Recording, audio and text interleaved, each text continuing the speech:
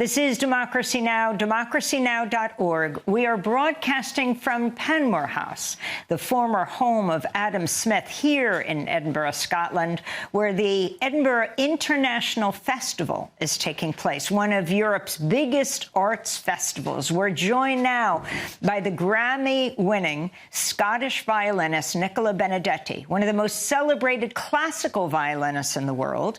In 2022, she became the first woman and first Scottish artist to become festival director at the Edinburgh International Festival. She's also one of the youngest directors of the festival, which began soon after World War II in 1947.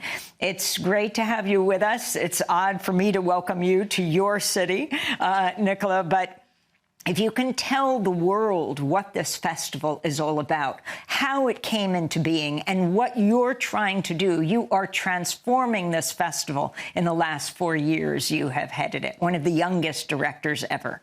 If I may first just say what an absolute honour it is for me to be here. I've been watching your show for more years than I care to remember, and I'm just such an admirer of you, Amy, and of everything that this incredible show does. So thank you for being here with us in Edinburgh and for having me on.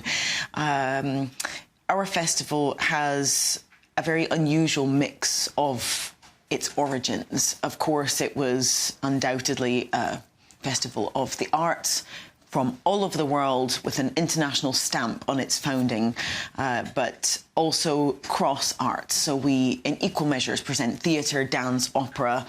And the reason this came out of World War II? And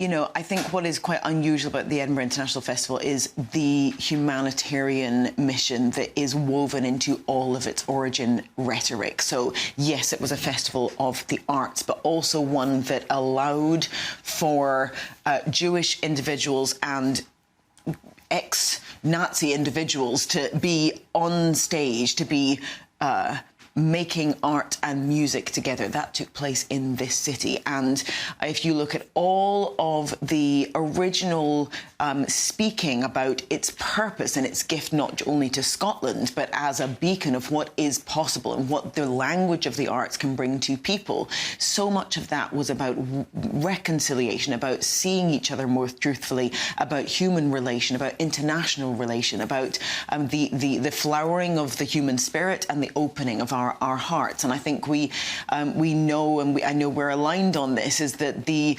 language of the arts, but of somehow slightly more abstract presentation, can hit the emotion and the feeling first. And once that is open, then an argument or a perspective or a point of view can be altered and changed, hopefully for the better. And can you talk about the themes this year? I mean, the political climate we face. You go back and forth between the United States and here in Scotland. And as you see this road to authoritarianism in the United States, if you can talk about, well, the history, many Americans may not know the ties, since you are focusing on the 250th anniversary of the U.S. leaving Great Britain. So that is very much the theme of this year's festival. We have named it All Rise, but it was a convergence of circumstance, both artistic and more, I guess, our overall rallying cry that we're trying to, with the themed festivals year on year, we're trying to encourage our artists and participants and audiences alike stand with us in our acknowledgement that the arts is an integral pillar in that conversation. It's an integral pillar in being able to heighten people's relation with one another. We have the largest number ever in our festival's history, a 79-year history of American artists on our stage this year. But it is not... Saturday night at Usher Hall was astounding. Describe what happened. You introduced it. I mean, there were, what, more than 300 musicians on stage, the Scottish Symphony Chorus, and Jazz at Lincoln Center. Jazz Lincoln Centre and Jason Max Ferdinand Singers, whom I've actually just left one of our other venues. They're doing an uplifting, moving recital for us this morning that's just absolutely outstanding. All Rise, a piece written by Wynton Marsalis, I think really has set the stage for how the rest of the festival unfolds. It's not only a tale of the human cycles of life, so that being birth, death, tragedy, adversity, and the sort of rising in the face of adversity. But it's also a piece that draws upon the entire collection of the music of the Americas and what the American identity really is and represents. And that's something that we have tried so hard as a programming team and team of curators to unfold throughout the festival. We are not presenting either a celebration or a scrutinizing. We're not celebrating only dark or dazzling. We're trying to present these things alongside each other. Who suffered as a consequence of some of the most innovative, outstanding achievements of the United States in the last 250 years? Tomorrow, Brian Stevenson will join us here. He has a legacy museum. He founded it in Montgomery, Alabama, where Democracy Now! Has been. You have, for the first time, he's internationalized it with the Legacy of Slavery exhibition here. And as you sat here listening to Keith Lamar, you wept. Can you talk about why you have brought this exhibit here?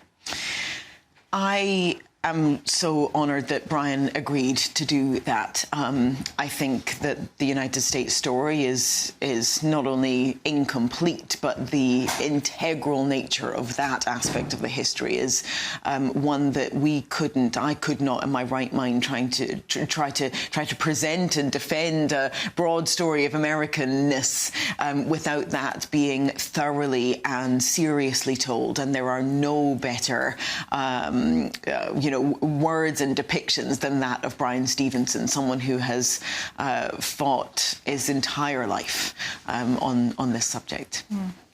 And if you could talk finally, we're going to have Wagner Moura on in 1 minute, and he has brought his play to the Edinburgh International Festival, a man who lives in Los Angeles, but of course is Brazilian, Oscar-nominated for Secret Agent, as he will talk about authoritarianism in Brazil as we look at what's happening in the United States. Your thought about what the Edinburgh International Festival can accomplish in celebrating democracy. If you look at the convergence of simply the things you've talked about, so we are here now in Adam Smith's home, who not only wrote The Wealth of Nations, but the theory of moral sentiment, which was about these concentric circles bringing together humanity around the world. The content of Wagner Moura's phenomenal performance the other night and through this festival with A Trial After an Enemy of the People, written by Christian Jatahi, is a story of injustice, of that indignation against wrongs, against wrongdoings. I think our event too is really trying to bring to the fore the notion that when you mix dialogue with the profundity of art presentations and pull these things together, we have the potential to not only change that mind but continually to reflect more on the origin story of this festival. It was intended to make the world a better place, and all we can do is bring that into being over and over and over again. Nicola Benedetti, we thank you so much for being with us. Award-winning Scottish violinist, founder of the Benedetti Foundation, and the festival director of the Edinburgh International Festival. Thanks for watching Democracy Now! On YouTube. Subscribe to the channel and turn on notifications to make sure you never miss a video.